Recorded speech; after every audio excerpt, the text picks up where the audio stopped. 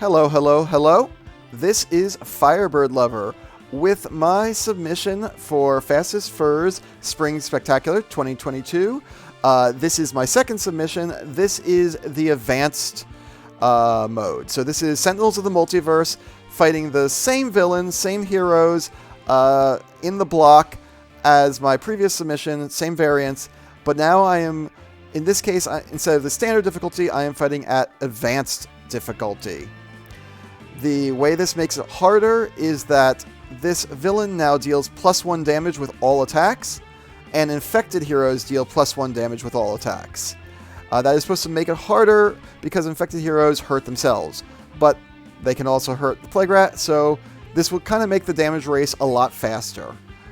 My expectation is for this video is that it is both potentially its own category if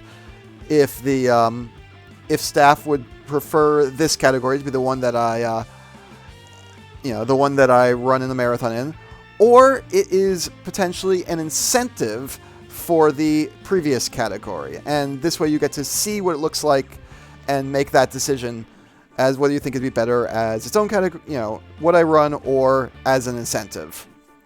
I will note, as I mentioned in the previous video, that I have been consistently getting times of about 10 minutes in advance. So if this ends up being an incentive choice, I expect my estimate actually decreases by meeting the incentive. Other than that, as I previously said, but I'll say it again, this does not have a category on speedrun.com, so I have had to arbitrarily decide that this starts when I hit the start button for the battle, and that it ends when it fades to the you win screen. That is the timing I'll be using for this run. So I'll be hitting the fight button now, and that does not start it. That just gets you to a nice little splash screen where you see the villain basically mock the heroes, and they comment back, witty banter, as you thank you Gambit for the good luck, witty banter as you would see in a comic book. Hit onward, and once again, this is not started. It starts after I hit the start game button. Due to a little bit of keys being used for multiple things, I will have to start the timer about a half second after I actually hit the start game button. I should probably switch up some of my keys, but this won't be a problem in the marathon. So I will get this started in 3, 2, 1, and go. All right. So right from the start, he's going to bite me, which is a huge amount of damage to Wraith. Good chance that she'll get knocked out before the end of this battle. And he's now dealing 3 damage to everyone each round. Well, in non-advance, it would only have been 2. All right, so we're going to immediately get out, where is it? Hiding, there it is. A stun bolt. Put it into play. We're also going to put a utility belt into play. This lets me use 2 powers.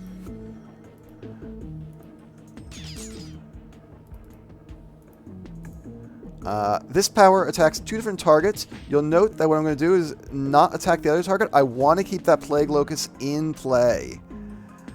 Alright. I'm going to use Summon Staff, even though I have a Staff of Ra in my hand, because it'll draw me a bonus card. We're going to use this power, and like I said, this is a damage rate, so we're just attacking as fast as we can.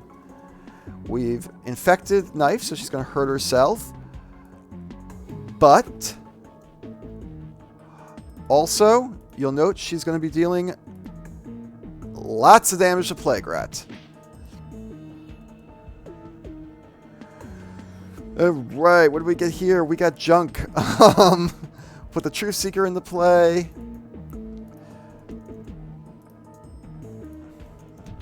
Draws an extra card, not the card we wanted to see. Alchemical Redirection, helpful, but not yet. Also not really what we wanted to see. So, great. That's what I wanted to see, but it's too late. Alright, I didn't see any... This is let one player play a card. I didn't see anything absolutely great for anyone. I'm going to have Rob put out this Living Conflagration. Just get it out early.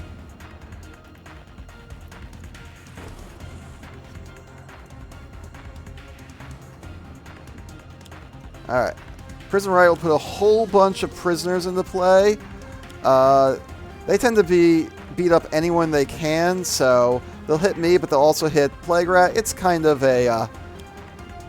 oh, gosh. Remember I said Wraith is going to go down? Wraith is going to go down hard. Put my next infection on Ra. And... yeah.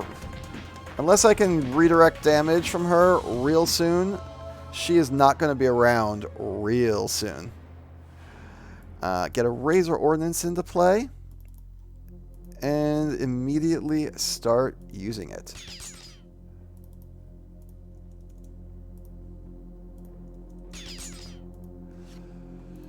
Throwing knives, not very helpful.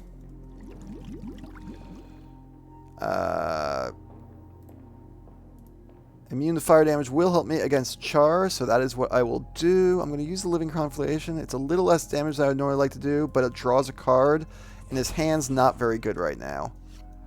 That's much better. Blazing Tornado is exactly what I wanted to see. This is also not a great hand.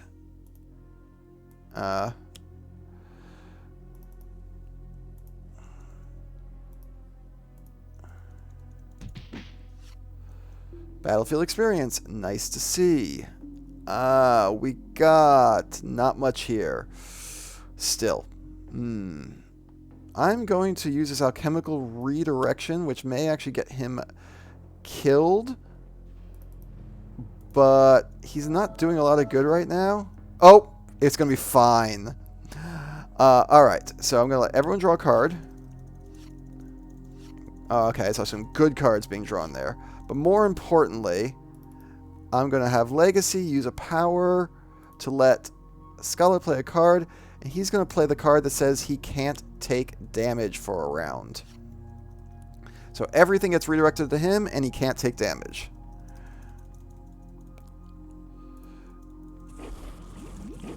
He would have died so hard if I hadn't gotten that. Sometimes you get lucky.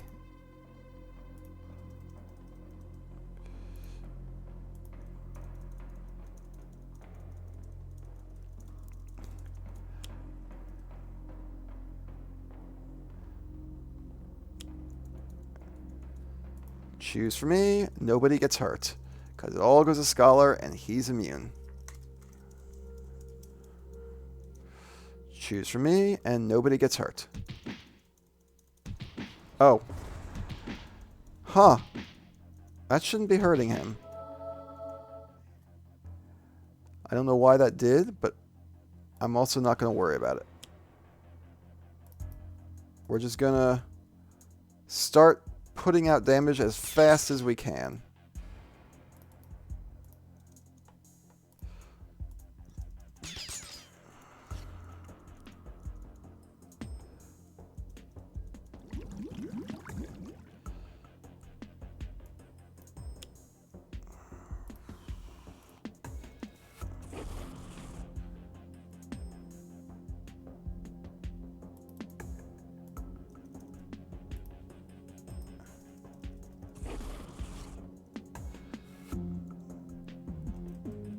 Oh, well, Scholar lived. Barely.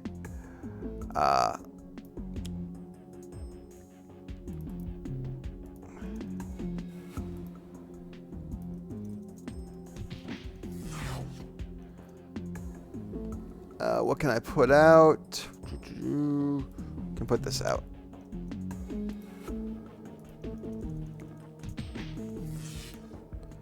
And no more damage.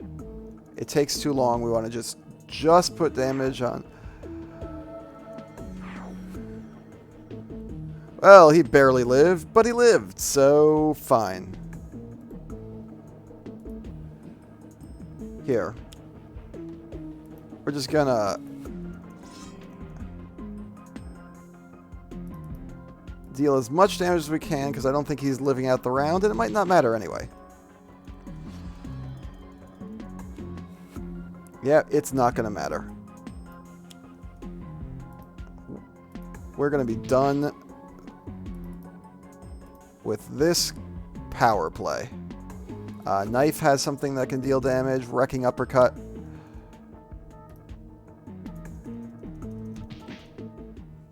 And time. You know, I feel like I'm lying when I make these videos. This is not an expected outcome. Like, consistently I've been hitting 10 minutes, and now here I'm looking at 7.5 minutes. I will do a lot more practice just to confirm whether these were really outliers or whether I'm just actually getting better at this and I should be submitting lower times. That said, my current opinion is that this is, again, an outlier. This is the bottom end of what I'm likely to get, and I believe my expected consistent time is right around 10 minutes. But I believe, as you can see, the advanced mode, literally the harder mode, and you can see it in how close he got to getting killed, and in fact, if I didn't get lucky there, he would have been dead on, I think it was round 3, and she probably would have been dead as well. So you can see how badly, you know, how much faster I was taking damage, which requires me, as part of the damage race, to deal damage faster, to be a little more reckless. So that's why, but the infected, the advanced mode and the infected lets me put out damage a little faster. So that's why this is faster. But that said, that is the run, and once again, I believe that I can get Gambit to very kindly commentate for me. He's been watching these video presentations, and you know, hopefully he'll be able to put a nice spin on it as I'm distracted by trying to keep up with the card play. Personally, I find this game to be very colorful, very fun. It's like a comic book, and I love all of that. It is very stylish, and it's not very long. It's one of the things I think that makes it a good speedrun, is I can play it quickly, but really show off a lot of cool stuff while playing. So, as I said, and if I come up with any more ideas for incentives, I'll let you know. But this ends this submission. Once again, I am FirebirdLover. This is Sentinels of the Multiverse versus Plague Rat in advanced mode. Thank you.